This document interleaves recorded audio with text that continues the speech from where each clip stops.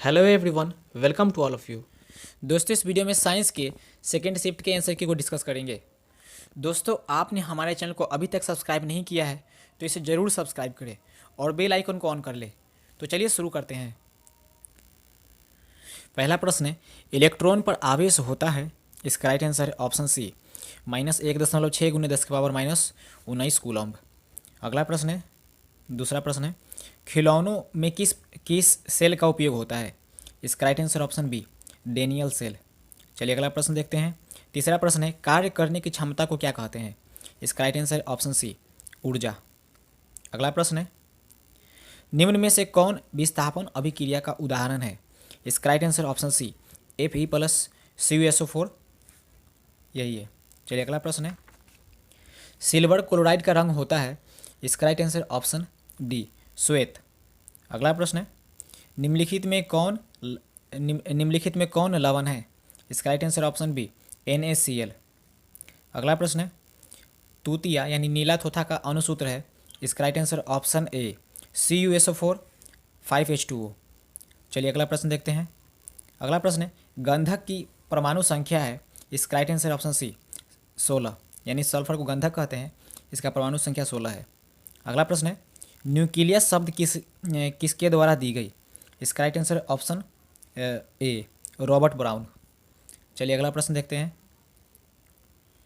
अगला प्रश्न है, पौधे पौधे में भोजन किस रूप में जमा होता है। इसका right answer option C, starch. अगला प्रश्न है, प्रसिद्ध पुस्तक द माइक्रोग्राफिया किनके द्वारा लिखी गई। इसका right answer option D, Robert Hooke. चलिए अगला प्रश्न देखते हैं। अगला प्रश्न है, पौधों और पशुओं की कोशिकाओं का वैज्ञानिक अध्ययन क्या कहलाता है। इसका आंसर आप हमें कमेंट में बताइए। इसका आंसर आपने क्या मारा है। चलिए अगला प्रश्न देखते हैं। मानव हृदय घिरा हुआ होता है। इसका राइट आंसर ऑप्शन है, पेरिकार्डियम से। अगला प्रश्न है, बीजांड की ओर पराग नलिका की वृद्धि का कारण होता है। इसका right answer option B, chemotropism. अगला प्रश्न है, मनुष्य में श्वेत रक्त कोशिकाओं की जीवन अवधि होती है। इसका राइट आंसर होगा ऑप्शन ए, 12 से 20 दिन। अगला प्रश्न है, पित्त रस कहाँ से स्रावित होता है। इसका राइट आंसर ऑप्शन ए, यकृत से। अगला प्रश्न है, इलेक्ट्रिक हीटर की कुंडली बनाने में किस पदार्थ का प्रयोग किया जाता है। इसका right answer option D, nichrome का। अगला प्रश्न देखते हैं। अगला प्रश्न है, 1 यूनिट विद्युत ऊर्जा का मान होता है। इसका right answer option D, 3.6 × 10⁻⁻6 joule. चलिए अगला प्रश्न देखते हैं। अगला प्रश्न है, किलोवाट घंटा एक इकाई है। इसका राइट आंसर है ऑप्शन ए, ऊर्जा का। अगला प्रश्न है, विद्युत फ्यूज विद्युत धारा के किस सिद्धांत पर कार्य करता है। इसका राइट आंसर ऑप्शन ए, ऊष्मीय। अगला प्रश्न है, वोल्टमीटर को विद्युत परिपथ में किस क्रम में जोड़ा जाता है। इसका राइट आंसर ऑप्शन बी, समांतर क्रम में। अगला प्रश्न है, विद्युत परिपथ में दो बिंदुओं के बीच विभवांतर मापने के लिए प्रयुक्त होता है। इसका right answer option B, voltmeter. अगला प्रश्न है, जल विद्युत संयंत्र किस ऊर्जा को विद्युत ऊर्जा में रूपांतरित करता है। इसका राइट आंसर ऑप्शन डी, स्थितिज ऊर्जा को। अगला प्रश्न है, विद्युत बल्ब में कौन सी गैस भरी रहती है। इसका राइट आंसर होगा यहाँ पे ऑप्शन सी, निष्क्रिय गैस। अगला प्रश्न है, कौन सी बीमारी श्वसन तंत्र से संबंधित है। इसका राइट आंसर होगा ऑप्शन बी, निमोनिया। अगला प्रश्न है, एंड्रोजन है। इसका राइट आंसर ऑप्शन ए, एक नर हार्मोन। अगला प्रश्न है, रुधिर चाप नियंत्रित होता है। इसका right answer option C, adrenal द्वारा। अगला प्रश्न है, एकलिंगी पादप का उदाहरण है।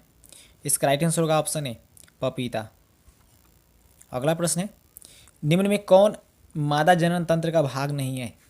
इसका राइट आंसर होगा ऑप्शन सी, शुक्रवाहिका।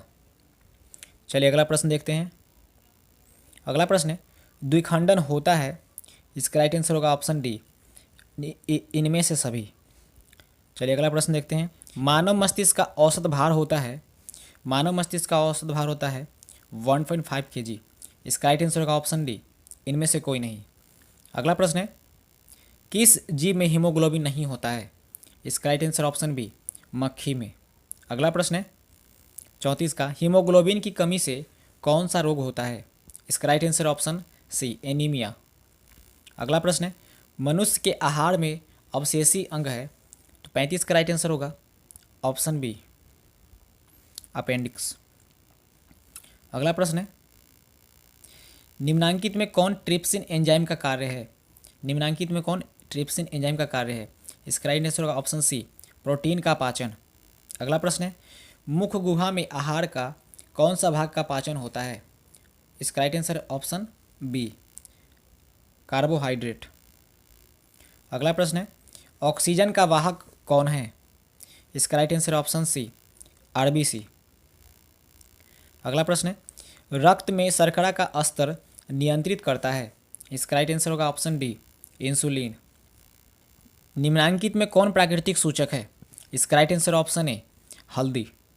चलिए अगला प्रश्न देखते हैं, OH अभिक्रियाशील मूलक वाले यौगिक का नाम क्या है? इसका right answer option B, alcohol. अगला प्रश्न है, कैल्शियम कार्बाइड जल के साथ अभिक्रिया करके क्या देता है? इसका right answer option D, ethyne. अगला प्रश्न है, ओजोन के एक अणु में ऑक्सीजन के परमाणुओं की संख्या कितनी होती है? इसका right answer option C, O3। Ozone, इसमें 3 ऑक्सीजन की परमाणु की संख्या होती है। अगला प्रश्न है, कमरे के ताप पर द्रव अवस्था में रहने वाली धातु है?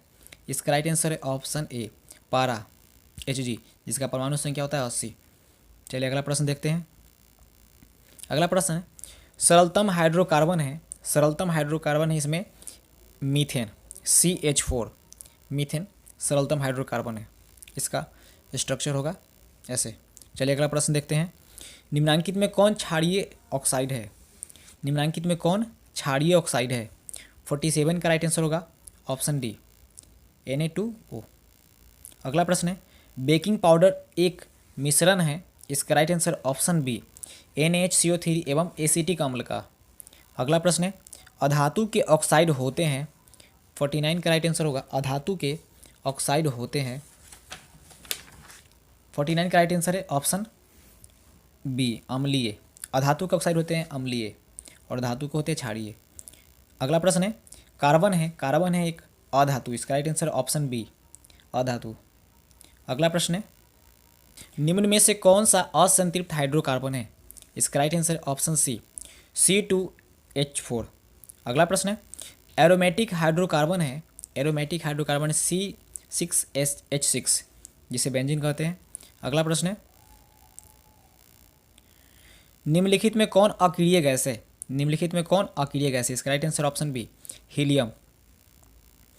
निम्नांकित में कौन उपधातु है? इसका right answer option C, Sb। अगला प्रश्न है, पौधों में श्वसन होता है? इसका राइट आंसर ऑप्शन डी, इनमें से सभी, जड़ में, पत्तियों में और तना में। चलिए अगला प्रश्न देखते हैं, निम्न में स्वपोषी कौन है? इसका राइट आंसर ऑप्शन ए, हरे पौधे। अगला प्रश्न है, प्रकाश के परावर्तन के कितने नियम हैं? इसका राइट आंसर ऑप्शन बी, 2। चलिए अगला प्रश्न देखते हैं, अवतल लेंस का आवर्धन होता है? इसका right answer option D, V/U। अगला प्रश्न है, दर्पण का सूत्र है? इसका right answer option A, 1/V + 1/U = 1/F। अगला प्रश्न है, टिंडल प्रभाव प्रदर्शित करता है? इसका राइट आंसर ऑप्शन डी, प्रकाश का प्रकीर्णन। अगला प्रश्न है, कौन सा लेंस हवा में अभिसारी लेंस भी कहलाता है? यानी किस लेंस को हम अभिसारी लेंस भी कहते हैं? इसका राइट आंसर ऑप्शन बी, उत्तल। उत्तल दर्पण में प्रतिबिंब बनता है? इसका राइट आंसर ऑप्शन बी, आभासी। चलिए अगला प्रश्न देखते हैं, प्रकाशिक माध्यम कितने प्रकार के होते हैं? प्रकाशिक माध्यम कितने प्रकार के होते हैं? इसका राइट आंसर ऑप्शन बी, 2। अगला प्रश्न है, डायनेमो परिवर्तित करता है? इसका राइट आंसर ऑप्शन बी, यांत्रिक ऊर्जा को विद्युत ऊर्जा में। अगला प्रश्न है, एक घोल नीले लिटमस पत्र को लाल कर देता है, तो घोल का pH मान क्या होगा? इसका राइट आंसर ऑप्शन ए, 2। अगला प्रश्न है, बेंजीन का अणुसूत्र क्या है? इसका राइट आंसर ऑप्शन, बेंजीन का अणुसूत्र क्या है? इसका राइट आंसर ऑप्शन सी, C6H6। चलिए अगला प्रश्न देखते हैं, एथिल एल्कोहल का IUPAC नाम क्या है? इसका राइट आंसर होगा ऑप्शन बी एथेनॉल। अगला प्रश्न है, एक घोल नीले लिटमस पत्र को लाल कर देता है, तो इसका राइट आंसर ऑप्शन ए है। और अगला प्रश्न है, CnH2n निम्नलिखित में किसका सामान्य सूत्र है? CnH2n ये एल्कीन का है, एल्कीन। चलिए अगला प्रश्न देखते हैं, लोहे की परमाणु संख्या है, इसका राइट आंसर ऑप्शन बी 26। चलिए अगला प्रश्न देखते हैं। अगला प्रश्न है, स्टेनलेस स्टील में लोहा एवं कार्बन के अलावे अन्य तत्व रहते हैं। स्टेनलेस स्टील में लोहा एवं कार्बन के अलावे अन्य तत्व रहते हैं, इसका राइट आंसर होगा ऑप्शन सी।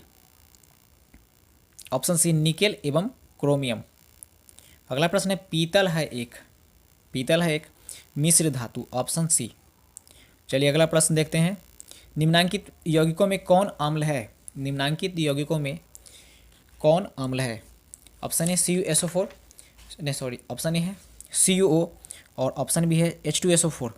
इसका राइट आंसर होगा ऑप्शन बी H2SO4।